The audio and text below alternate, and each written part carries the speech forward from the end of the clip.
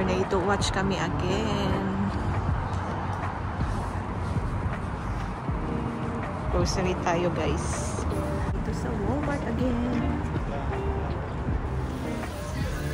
Dito na tayo sa loob guys.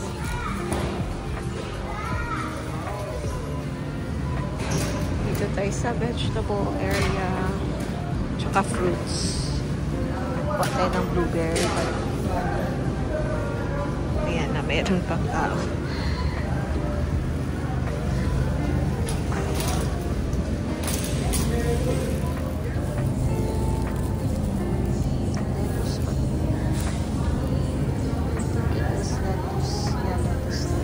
Kuha tayo isa guys. For healthy living child. Kuha na din tayo ng blueberry right away. Kasi nahamon ko sa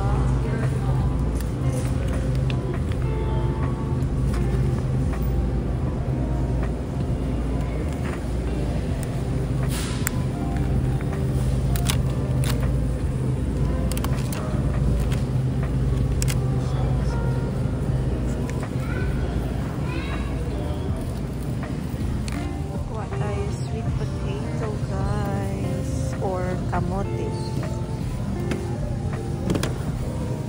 Pangpabaho sa utot.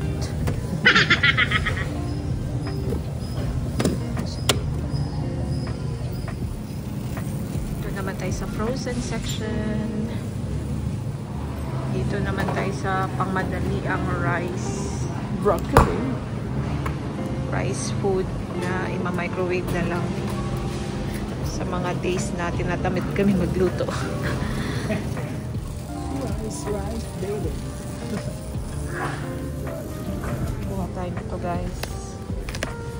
Para minsan mag-healthy din tayo.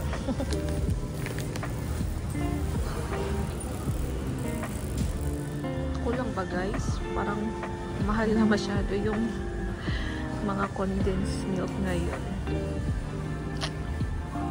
Ewan ko. Gusto ko sanang bumili ng isa.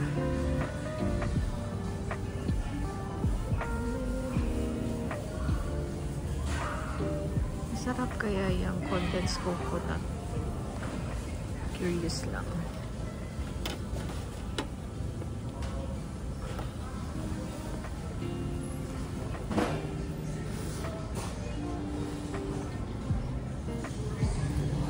Tayo nito pang wrap. Healthy. Ito na tayo sa mga yogurt and juices.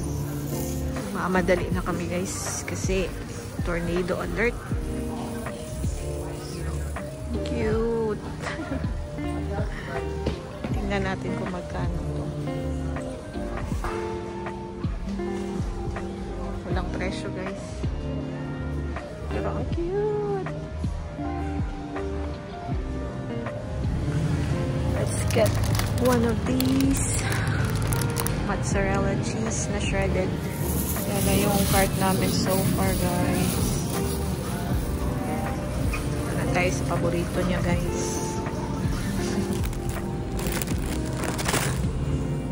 Dito naman tayo sa cosmetic section guys. May hinahanap ako na lip product from NYX.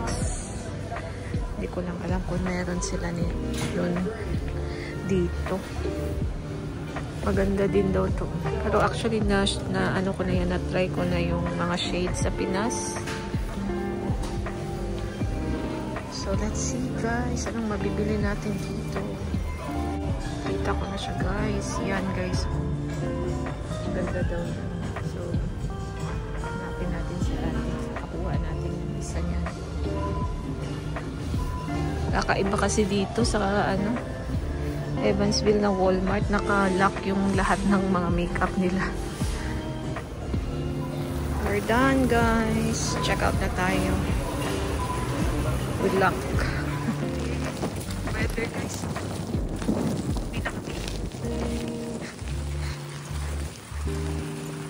Nakakatakot yung ano. Weather.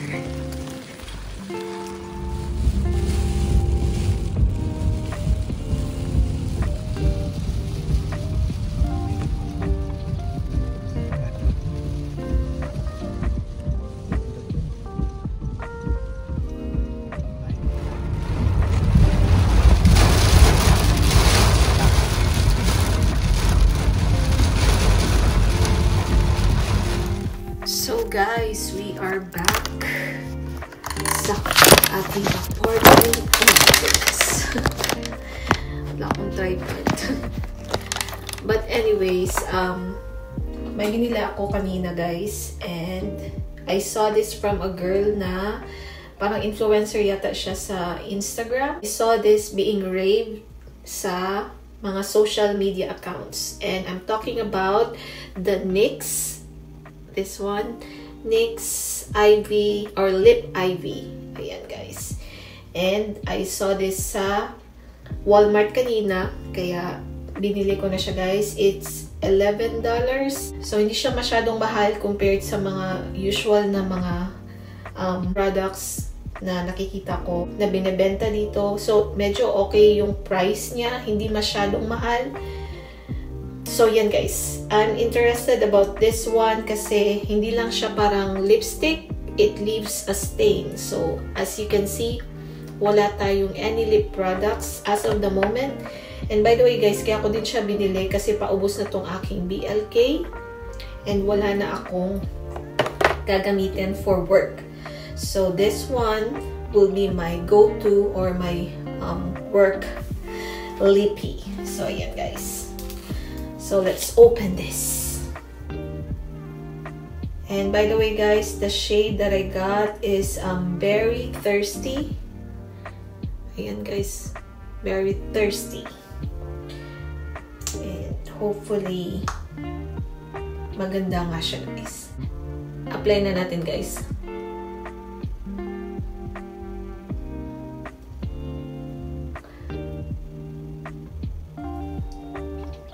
Ayan, yung sa lower lip.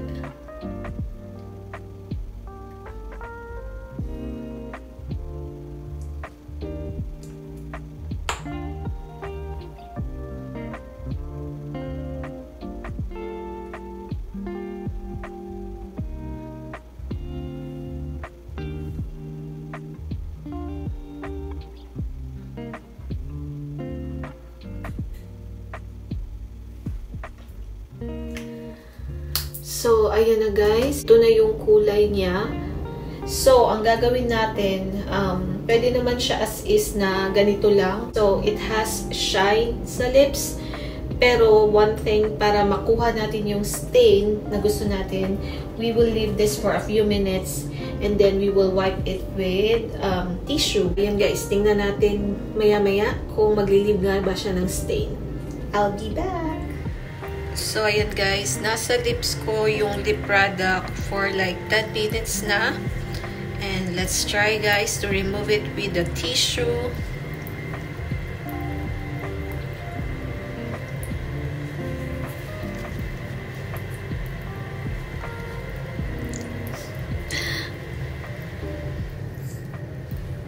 In fairness, may stain talaga siya guys.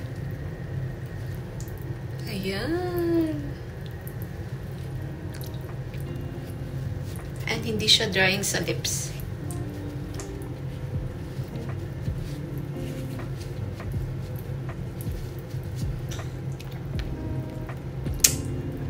So, ayan guys. May stain nga siyang nalilive sa ating lips. So, I'm so happy kasi wala na nga akong lip tint guys. And hindi ko na to dinadala itong BLK kasi for some reason nagbi-bleed siya kapag nasa bag ko. Ayan guys, oh, mayroong mga mancha yung sa may opening niya. So, nahihirapan akong dalhin yan. Kaya ang ending, iniiwan ko lang siya dito. Ina-apply ko siya before work and then nagdadala na lang ako ng lip balm na medyo tinted. So, ayun guys, at least now I have this one na dadalhin natin sa work. Kasi, di ba pag kumakain tayo, nawawala din yung stain. Well, for this one, naglilip pa din siya ng konting stain but not enough stain. So, tingnan natin guys. I-update ko kayo kung maganda nga to, kung pang matagalan nga ba yung stain na nililive niya. So, ayan guys. Try nyo to. Ayan o. $11. Actually, antayin ko sana na mag-sale sila pero parang malabo na mag-sale. Pero sabi ko, try ko muna yung isa. And then kung magsi-sale, bili tayo ulit, diba? So, yan guys. First time kong tinry and I like it so far. So, yan na guys. Matutulog na ako kasi work na tayo bukas. And it's already past 12 midnight. So, magnanap lang ako ng mga 2 oras, 3 oras. And then, magluluto ng breakfast. And then, matutulog ako the rest of the day kasi mag-work nga tayo. So, ayan. Yun lang yung ating vlog for today. I hope you enjoyed this vlog. See you again on my next one. Bye!